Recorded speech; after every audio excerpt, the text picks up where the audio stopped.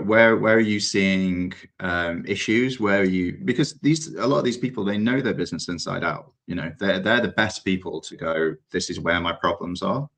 And when you actually get them to think about that and spend some time thinking about that, so you take AI out of the equation and you say, right, what are your issues? Where do you see your where you're missing efficiencies, maybe where you can be better, all that kind of things. They go away and they come back, and they we do this through a series of methods. Some of it is we sit down with them and we talk that through with them. Others, we have like forms where they can go through and it digs into what they're doing and where we can actually drive efficiencies.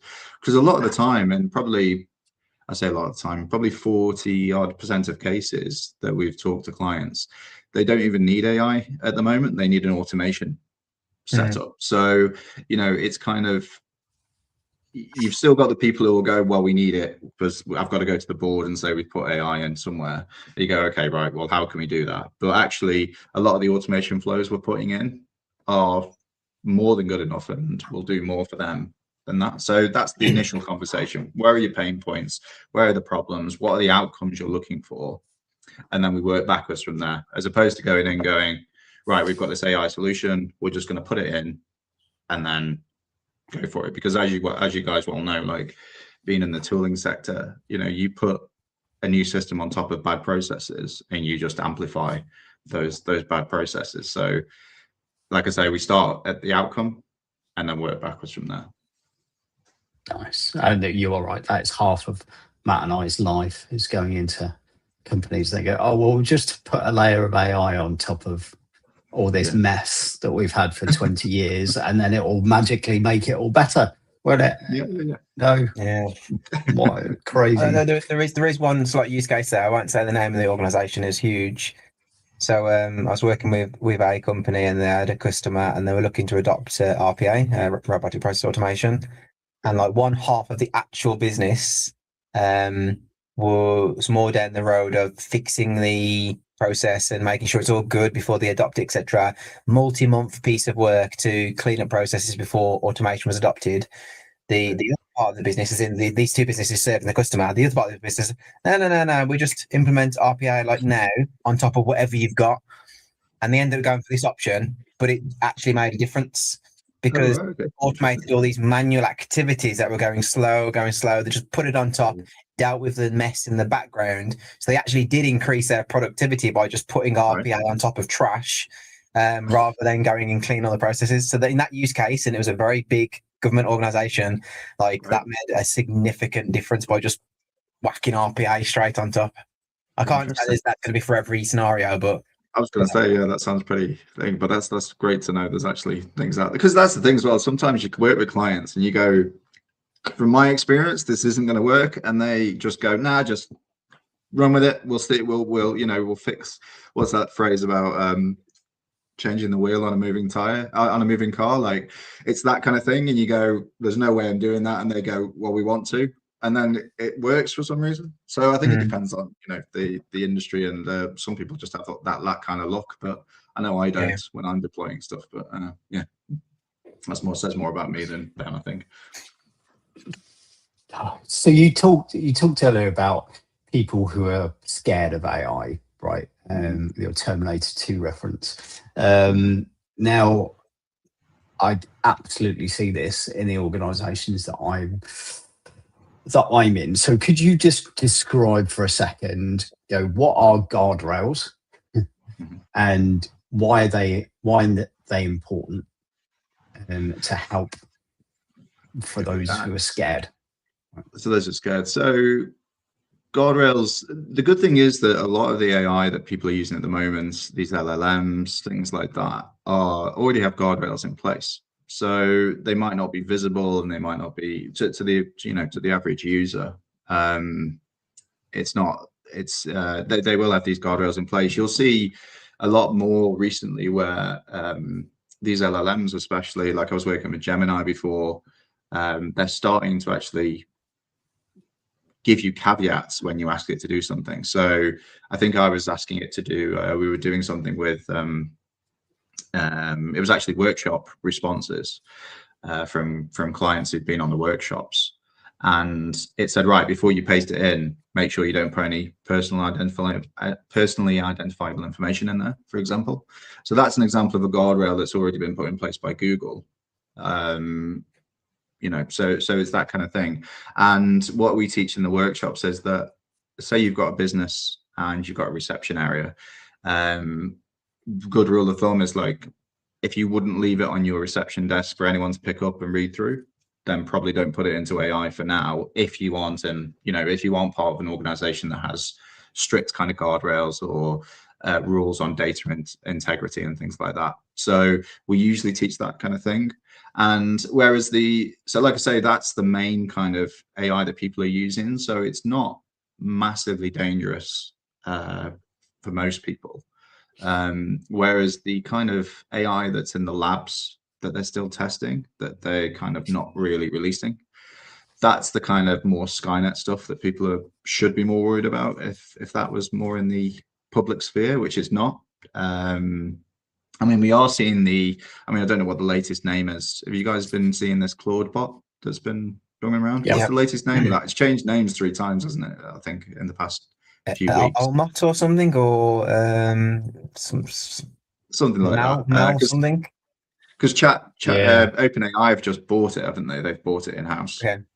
But with that was crazy, because that was kind of like this Jarvis kind of interface where you could talk to it, you could chat to it by WhatsApp, but it sits on your system, right? So it's got access to, so you put it on your laptop or whatever, and it's got access to all your files, all your emails, if your banking's on there, all that kind of thing. So it sits there, and this was an open source bit of software. And it was a great bit of kit. Like the guy who built it, really cool, very, very close to your Iron Man Jarvis kind of thing, which is awesome. But then for someone who doesn't really understand what that involves, you just chuck that on your PC, and like I say, it's got access to your bank, all this kind of stuff. And the amount of security flaws they found and backdoors they found in it, because it's open source, was crazy. So you got these people chucking these things on, and that's closer to this kind of what we kind of call what's the word? How can I describe this? It's gone, but it's kind of AI that's more experimental, I think, than anything else. So you chuck that on your PC, you can talk to it, you can tell it to go into your bank and transfer this amount of money to this person, and it could pretty much do it, because it's got access to your WhatsApp, it's got access to your phone. So you're sending 2-factor authentications to your WhatsApp maybe, or your phone, and it can access all of that. So it can pretty much replace you in that kind of flow, which, yeah, is very cool, but pretty dangerous if it's got all these security issues and backdoors, because so OpenAI should sort that out. But then you've got the other side of this governance side when we're talking about guardrails, just to come back to that, of this is a US company. So that's a US company that's accessing your data, controlling your data. Even he said in an interview that they have to store the data. So even though they say they don't really store it, or, you know, when you click that link to say that you're not, you don't want it used for them to, train their models on, he's still saying that data exists on their servers. So this is a US company, we're a UK entity, all that kind of stuff. So there's it's such a this is such a massive discussion that's got to be had, and the governments are so slow to catch up. There's no guardrails on it whatsoever at the moment. The legislation is really slow. So it's just about being sensible, putting your own guardrails in place. Like I said, being sensible about what you'd put into this and what you wouldn't, even though we're not at that experimental stage as yet. The experiment, like I say, I could tell you stories about that. There was the famous one where they connected the 2 AI models together, and I can't remember how long it took, but they suddenly, like, communication stopped. I think I told you the story, Matt. Like, communication stopped between the 2 AI models, and they were looking into it. They checked the connection, and then it turned out that there was a communication going on between them. But what they'd done is they'd realized that using English was so primitive, they developed their own language, and then they were sending that in short data bursts between the AI models. The problem was the techs who were watching it didn't know what the the language was, because they'd created it themselves. So they were having these conversations backwards and forth, and they had no idea what they were discussing.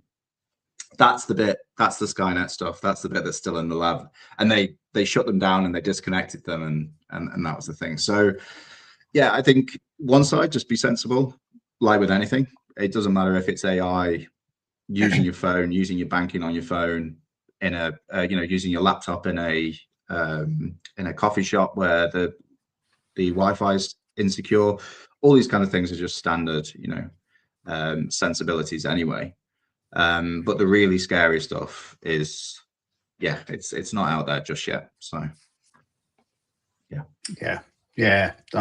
it's interesting. So whenever I'm talking to clients about this stuff, there's three things that they are worried about. The first is most of my clients are embedding AI in products that they are making available to their customers.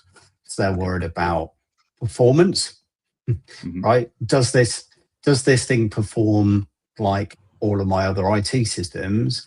And most of the time the answer is, well, look, it's totally different, right? You're in the world of MCP agents, blah, blah, blah, blah, blah. And you need to look at the performance of that and think about it in a different way. The second piece is cost, right? It's dead simple for you and I. At home, we pay our £6 to Google every month or whatever, and away you go. But as soon as you start to scale this at an organizational level, you're then being paid on the number of queries, and costs can just go through the roof. And then the third one is that governance piece that you've touched on, where yes, guardrails are useful, but there's some other there's other stuff around things like grounding and relevance and toxicity. And I was having a really interesting discussion with a client the other week who was like, I need to be careful that my competitor doesn't go on my website, on my chatbot, and start feeding it all of these questions that are going to influence the answers that could push my customer in a different direction. So I've just dropped three big things on there on you there. Pick one, Simon, and that's. Just briefly on costs, like you said, it's that it's so heavily subsidized at the moment. Like, it's crazily subsidized. Like, the amount of VC money and investment money that's flowing into these AI startups, especially in the US. Like, UK, not so much. It's quite hard to find investment in the UK for AI projects. Not impossible, but in the US, you can pretty much, if you've got a domain with AI on it, they'll throw a couple of million at you, it seems, talking to the people I know over in the US. But then that's what I mean. This is heavily subsidized, and you've already got the recent release of ChatGPT doing the ads, for example, on the free model. So they're going to have to monetize this at some point. It was saying like Facebook, all these other places, when they were, it was free, they have to monetize it at some point. So going on to these things, they're already having this. It's kind of like the YouTube thing, when you get to a certain amount of views, you get like a gold plaque or whatever. They're already sending out these plaques for amount of tokens. So you've got these people using millions and millions of tokens, and they're getting these plaques to say, congratulations, you've used 100 million tokens in the past. So like you said, the concept of that to somebody else, when they're used to, I only pay £11 to Gemini and I can talk to it as much as I like. It's like, but once you connect an API, then your token usage is up. So it's again, people are used to what they're used to. So that if they're just used to talking to ChatGPT or Gemini and they pay their £15 a month, that's a different thing. When you try and explain to them, every time you interact with it, it's not just about sending it. It uses tokens there because it has to ingest it and it has to process that. But also then when it's thinking of a response, it's using tokens again, which then uses tokens to send it back to you. So it's not just a straightforward, payment model. Because they'll say like, how much will it cost? It's just like, we've got no idea. Until we know your usage rates, we can't even comment on that. Because if you're using it 3 or 4 times a month, it's probably going to cost you pennies. If you've got 1,000 clients constantly interacting with it, And then you've got flows on top of that as well, not to get too, complex, but like if it's conversation to the AI model, you get the tokens there. Then it's got to interact with, I don't know, where your data is, a SQL server or using MCP or something like that. There's token usage there between those two.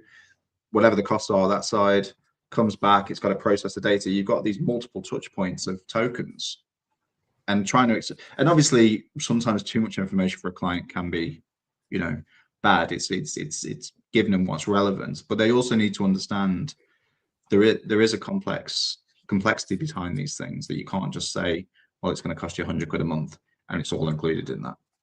Because until they start to monetize this, that's when we're going to start to see the true costs of these kind of things. And there's going to be clear winners. Like you said, there's a lot of hype. It's in this boom period at the moment. We're going to see some losers. We're going to see some people dropping off. We're going to see a lot of companies go under, I think.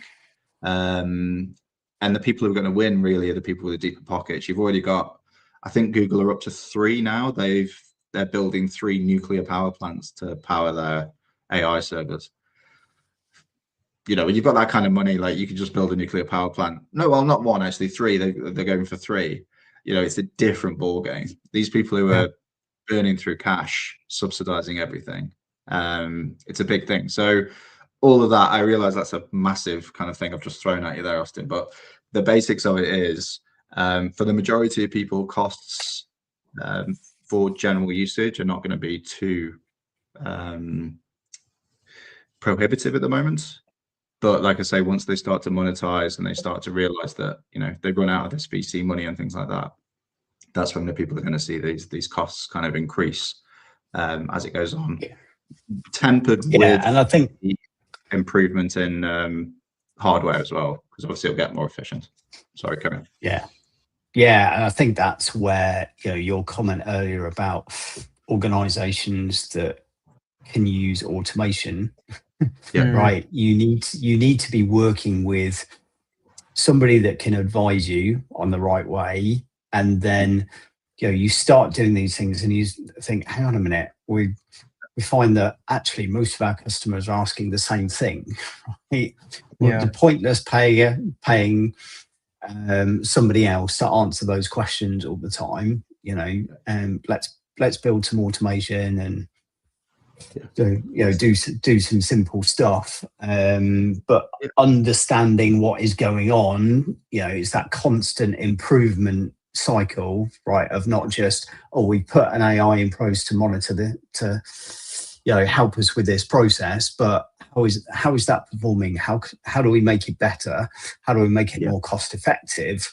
Because that's the thing. And going back to what you were saying about that, the complexities of, when a simple chatbot would do the job with no AI in it or an automation or something, you're better off doing that. Because I'll say to clients sometimes, it's like you want a Ferrari just to nip down the shops in. Like it's a waste of money. It's a waste of time. It's not what you need. You'd be better off with a scooter that you can just nip back and forth, which is going to cost you a lot less.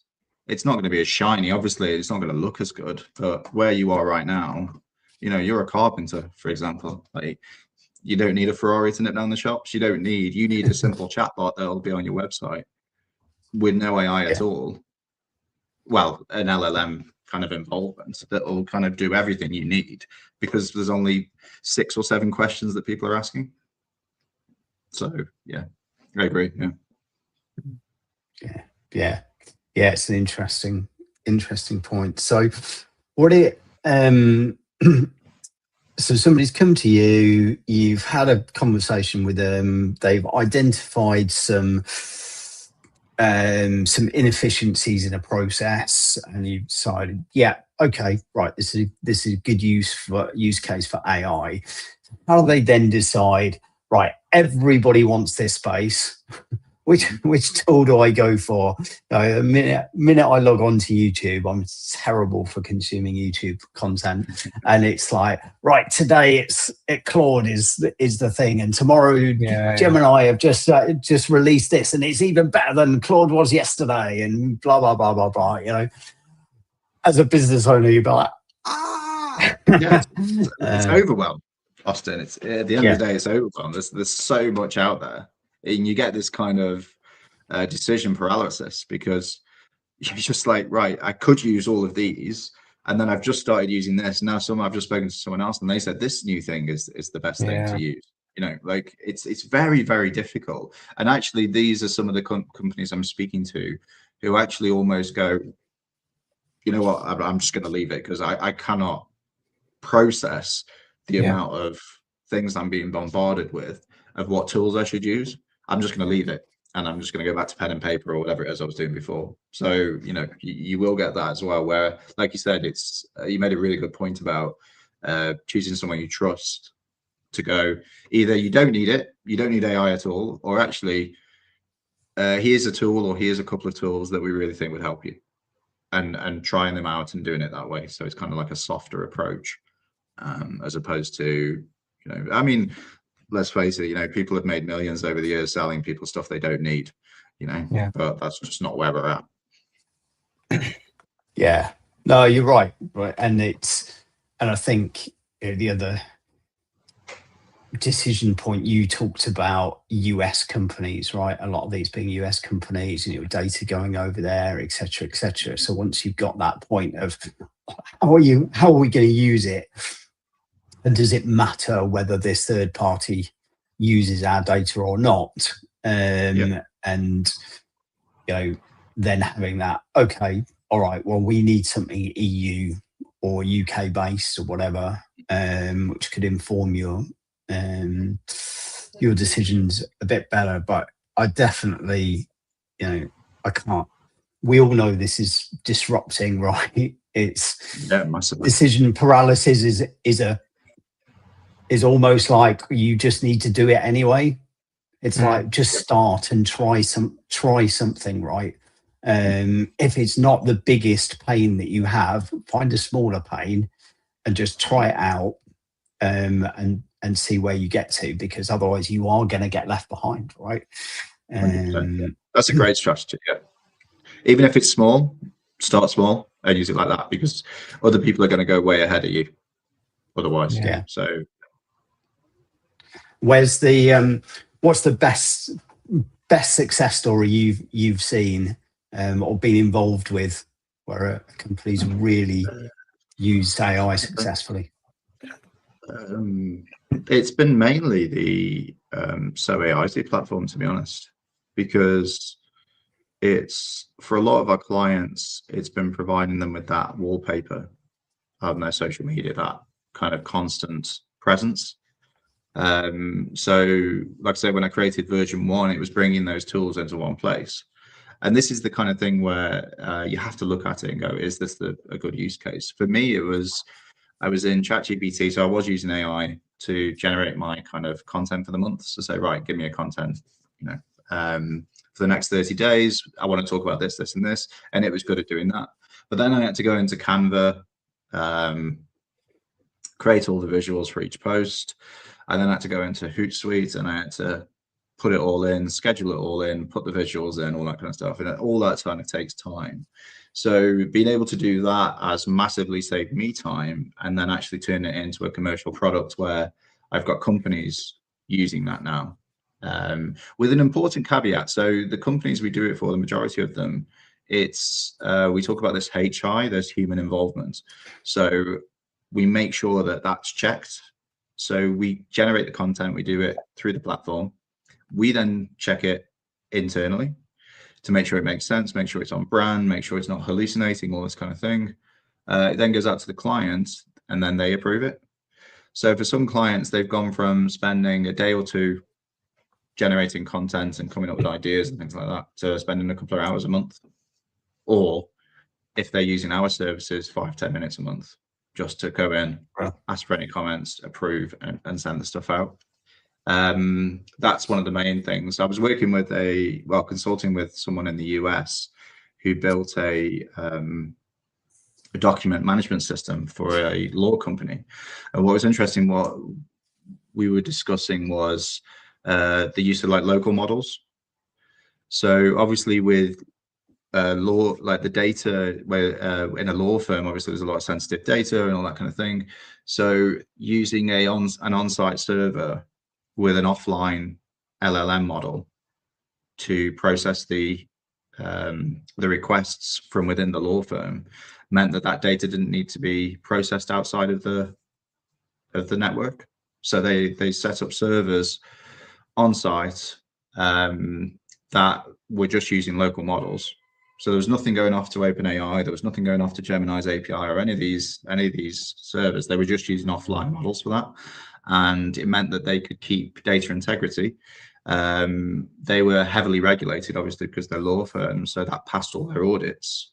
And it was one of the few places I've seen where they've kind of really dug down into it and gone, right, we want to make sure that it is pretty much bulletproof and it's only accessible from the internal network.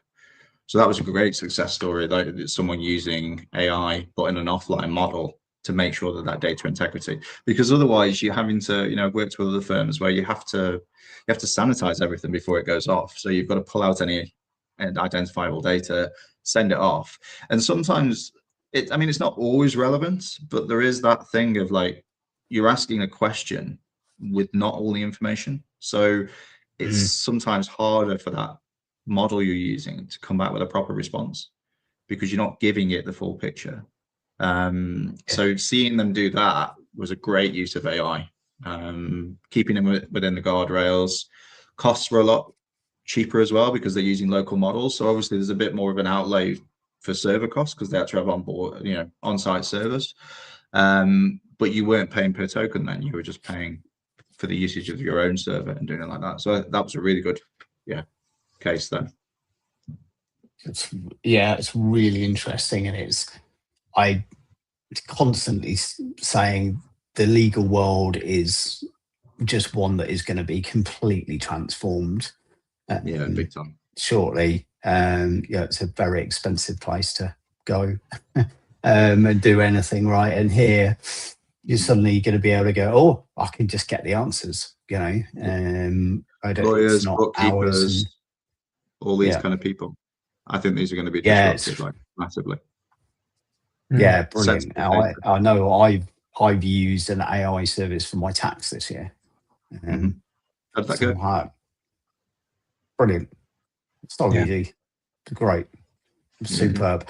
I realise I'm taking a risk and giving them my financial data. Right. So I was like, okay, are they based in the UK and therefore bound by some laws that I care about, etc. It was interesting. What about you, Matt? Where are you seeing any? Have you got a particular story or use case of AI you've seen in any of your clients? I'll just tell you one which directly relates to customer-wise. I think there's the rampant hype still around having platforms that have AI threaded within them. So much of the enterprise tooling suite and where it exists, where it doesn't. Some decisions be made on selection of enterprise tools based upon the amount of AI investments happening from the vendors. That's happening from time to time. But in reality, and to come to Simon's point, a lot of the actual use cases and actual benefits to the organizations are workflow orchestration, automation. Like these aren't overly complex things. And on the cusp of that is this cognitive interaction functionality, chat, LLM, etc. That's where it does become like a bit of a nuance, because you can't really exactly forecast in a build what we might need to have in it. And we're back to that old school way of chatbot. So there's use cases there, but really, really edge. The majority of them are, if the platforms across the piece as well, if that's ITSM, monitoring, service assurance, all of those, if you know what you need to do, you can plan it out and workflow it out. But then there's also this ramp up time. A lot of these enterprise tools aren't particularly cheap. So people want to be able to turn them on and they just work. And the expectation is if you thread it with AI, that work will be a bit quicker. So it's a bit of a pinch. But I'll say just a real story for me, Austin, and one of my early interactions with Simon was around the use of a product I never even knew it existed, but it does, and it's free. And it was a Notebook LM. So my favourite too. I think when I found out, I told you. That's when. You that's did. when. Yeah. So like the notion of being able to like deep dive and consume an understanding of any topic really rapidly. So if I've got a new topic now, I'll do some deep research somewhere. Now I can do that within Notebook, which is fantastic. I'll get the topic information. I will just use the vanilla, give me a podcast, give me a video. That's my default. and then I will then give it a prompt to give it a bit more detail. So hang on, this is the perspective I need, and I want this and this and this. And that's my learning done. New topic, right? That's my base. So if I'm planning to go to an event or a customer or something else, I need this topic, because bang, that's what I do. So that's been my most gain. Obviously, I use it for productivity side of things as well, but that's been the most substantial gain in using any degree of off-the-shelf AI for me personally. Nice. Yeah, nice. It's a great yeah, one. No, People are just blown away by it, like, and also have never heard of it. Like, yeah. It's insane. Yeah, I agree on it. From a personal perspective, it's an absolute game changer. I think what I've seen super useful in the tooling space particularly is using kind of inbuilt LLMs to do summaries of incidents. So, Right, yeah. you know, rather than going to a war room or what's the status of this incident, blah, blah, blah, blah, blah, just simply go for somebody who doesn't have to learn the tool. They don't know what it means. They just go, bing, okay, what incidents do we have open? You know, what's the main one? What's the root cause of it? You know, all that sort of thing. And you just get this little summary, which people used to have a reminder in their calendar every time there was a big incident. It was like, right, every half an hour, go update these execs with the status of the incident. And you go, oh no, you don't need to do that anymore. Right? It's really simple, but super useful. I've got an active use case that's happening. I use a particular enterprise architecture tool, and I spotted a little button the other week, and it was AI assistant. I thought, let's have a play. Let's have a little play of that. Yeah. And then I've got the content full stack from an organization, from applications, capabilities, strategy, all the normal stuff from an enterprise architecture point of view. And I just started asking questions of it. I've got gaps in my capability here. Who is best in the operating model to fill this? And it will give me a summary of this person for this reason. I've got holes in my application data. The organization is of this size. Estimate the cost of these applications for the missing costs, and it will give me a summary. So this was like EA territory of like acceleration. Like that's, I'm still playing with it at the moment, and there'll be a lot of traction. But that was like a cool active use case within platform to accelerate it. It wasn't doing any fancy automation and orchestration, anything like that. It was literally like having a set of enterprise architects embedded in the platform, teaching me about the data I've put in the platform, which I thought was pretty fantastic. Yeah, that's cool, isn't it? Yeah, super. Right. If anybody else has got any more questions, drop them in the chat. This has been incredibly useful. Thank you so much, Simon. Really appreciate it. So we talked today about where's the opportunity and where should you start? And you said most people are starting because they've either been told that they should be doing AI. Some are scared of AI, and so trying not to do it. And the sensible ones are exploring it for efficiencies. And the starting point is looking for a problem that you could solve in your organization, some way you could make it more efficient, but also just thinking, do you really need AI? Could this problem be solved with automations? I think you said 40% of your clients you were engaged with, actually automation was a better answer than AI, which is really interesting. Just to cut in there, sorry, can I just add something to that as well? What's really good as well is that you can actually, one good use case for AI, which you can use in pretty much any of these cases, is running it through with an AI model, asking it back and forth, exploring if you need AI. And it sounds counterintuitive, but actually it's a really good sounding board. So you can actually use AI to check if you need AI, or a simple automation will do it. So you could move that to 100% of cases in that way, but it's a good way to say, do I need this, if you haven't got someone trusted or whatever to do it.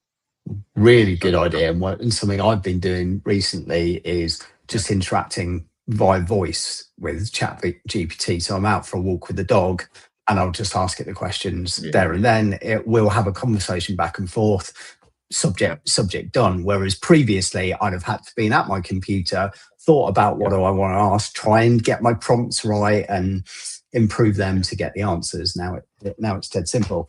Then we moved on to those people that are scared of AI. What's a guardrail? What does it mean? And should you have them? You said actually pretty much all LLMs have them in place. But your overarching principle right now is if you wouldn't leave this information that you're putting into an AI system on a table in your reception, then don't put it into an AI system, and particularly have a think about, where is that AI based? Are you happy with companies in various parts of the world having access to your data? Then we talked about cost. Right now, not a huge issue for most people because a lot of this AI technology is heavily subsidized. But as this goes forward, you really need to think about it. And so you need to be constantly looking at the work that you've done, seeing where you can improve it, where you could maybe take cost out, etc. And then we talked about, which tool should you go with? So a lot of people get decision paralysis at this point, but either choose an advisor like you that people can trust, look at data concerns if you have any, but just start. Even if it's not the biggest problem, just start and do something somewhere. And then we talked about some practical use cases. You talked about SoAIsy and how previously you had to generate content, go and make visuals, schedule that, etc., etc. It took hours and hours, and now that's 5 to 10 minutes for your clients of just reviewing it, making sure that the content is right, and then pressing the button to say yes, put it out there, which is amazing. And then on the other end of the spectrum, you talked about a document management system for a law system where they've got sensitive data, they've got on-site servers, but they're using an off-site LLM model, which is allowing them to access all of that data, but in a really, really secure and cost-efficient way. And then finally, Matt's talked about clients starting to make some decisions on the tools they're investing in based on how much that company is investing in AI, which I have not seen yet. So I'm going to keep an eye out for that. And how clients are expecting AI to improve ramp-up time, but that's not necessarily the case. And on a personal level, everyone should use NotebookLM. And I talked about a use case of using it for incident management and just getting summaries, which is hugely useful. A load of stuff we've covered today. Thank you so much, Simon. If people want advice, need some help, how can they best get a hold of you? Cheers, Austin. I just want to say as well, that's a great synopsis. Like, I don't think I could have done AI could have done that any better. But that was just how you've kept track of all of that. Great. Reach out to me on LinkedIn, email, all that kind of stuff. Best way is LinkedIn. Connect with me, drop me a line on there, and I'll get back to you. And always happy to chat about these kind of things.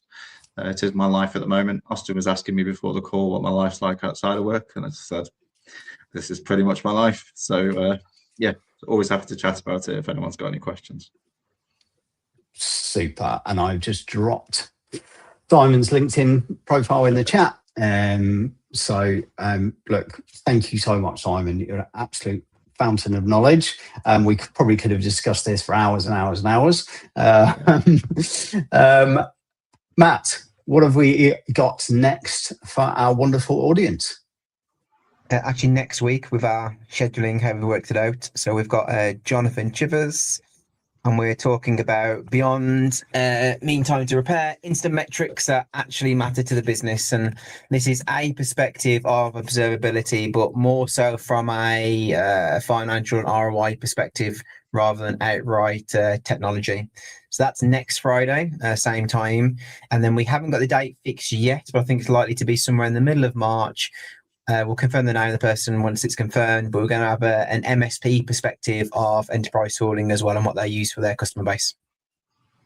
Super, wonderful. As always, if you've got any comments, anybody you want to see on the podcast, any topics you want us to cover, drop us a line. But we will see you on the next one. Thank you once again, Simon. See you all soon. Thank you, guys. Appreciate it.